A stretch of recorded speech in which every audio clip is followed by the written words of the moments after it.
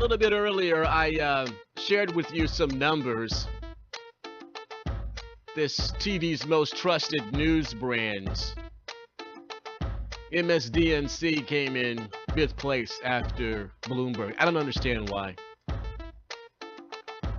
But of the 4,000 plus TV viewers that they surveyed, what is this number here? A little bit over 60% said they're a trustworthy news site. Unbelievable. Maybe the reason is for the video that I'm about to share with you. This was this morning, following President Trump's Pennsylvania campaign-style rally last night. I really couldn't believe my ears. Maybe this is why their popularity is somewhere down there around ISIS somewhere. From the Morning Joe program, or the Morning Morons, as I call them. You know, I'm sorry about the Facebook Live video stream, and the RERvideo channel YouTube is dropping frames here and there. But I promise we're going to make this an RERvideo clip and get it up to all the social media. I promise that. But if you missed this, because I know you don't want to throw up your breakfast in the morning, this is why I'm letting you see this and letting you hear this, so that you know that you are in your right mind, that you have no business accepting insanity for the approval of the insane. Moron Mika's first. Willie, what did you think of the president last night? What was just your gut watching him? I thought two things. I thought, first of all, it was extraordinary that a couple of hours after his entire national security apparatus appeared in the White House briefing room laying out chapter and verse how Russia continues to interfere in our elections, that the president then went out at that rally and called it a Russian hoax. Yep. And reportedly he sent those people out as director of national intelligence and the FBI director. I also just thought it was sort of another pathetic grievance session, airing his grievances, talking about how unfairly he's treated by the press.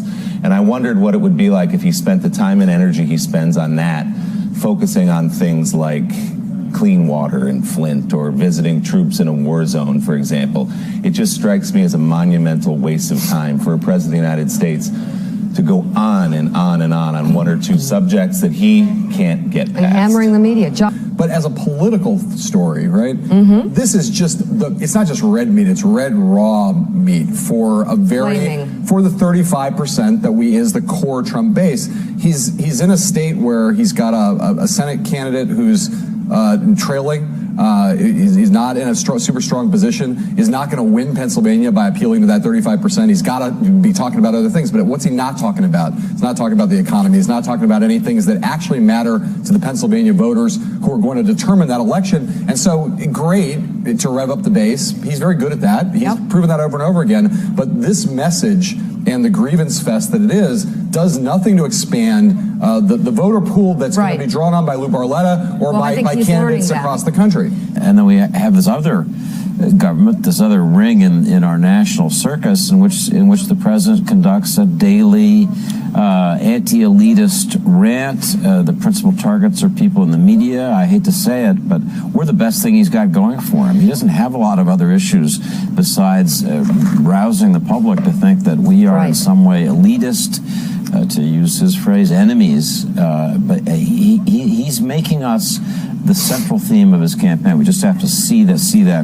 right in the eyes. So, but it is as if, Mika, they're two separate rings to this circus now. Yeah, and John Meacham, is there anybody in history, a figure in history, that parallels what's happening with this president?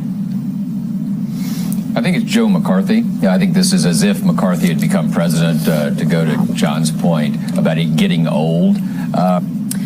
Susan Del Percio, and then Donny. What's your gut? Well, the first thing I thought of it, listening again to all his falsehoods, is, wow, this is really why his attorneys, President Trump's attorneys, do not want him to go in front of Robert Mueller. Right. Because he just gets all revved up, and he simply cannot tell the truth in front of Mueller. Donny. The saddest and most frightening thing to me when Trump is at these rallies is actually not Trump himself, it's the people. You know, there was an amazing statistic. Well, people are excited to meet the President of the United States. Well, it's not just that.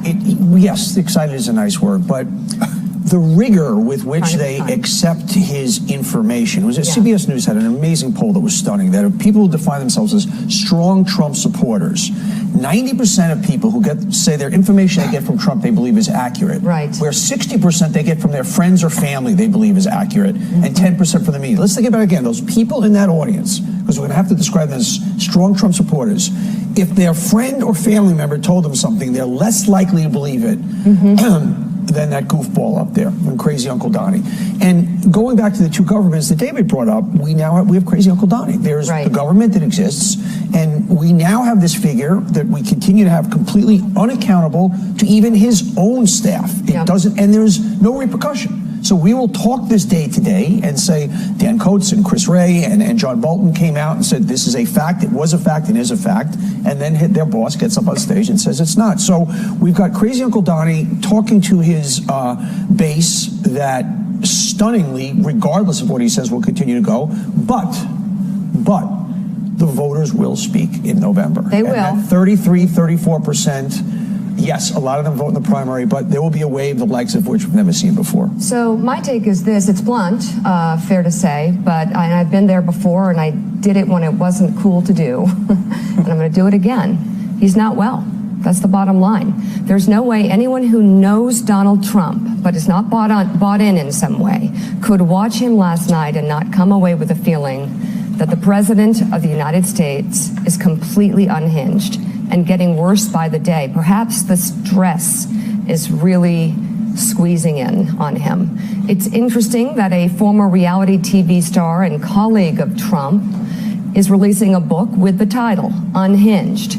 And this is a woman who knew him during his reality show days very well, and then went with him to the White House. And in it, she describes a reaction to a man that she had known for over a decade, who is in the state of mental decline. It's a concern that we've voiced on this show during the campaign and over the last tumultuous 18 months. Try and find someone who's not politically invested or too fearful of Donald Trump or the Republican Party, who knew the man a decade ago, who will tell you that his mental state has not deteriorated radically over the past few years or changed or come out in some way. It is transforming what we're watching. You will not find that person from Donald Trump's past if they're telling you the truth.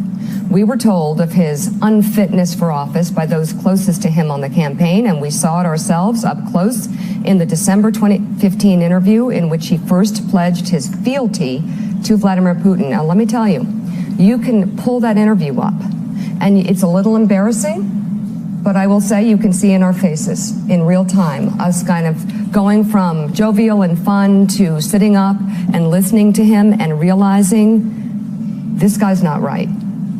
And this is bad what's happening here. And we showed you this person throughout the campaign, and we pointed out those issues. You listened to him talk about Russia during the campaign on this show.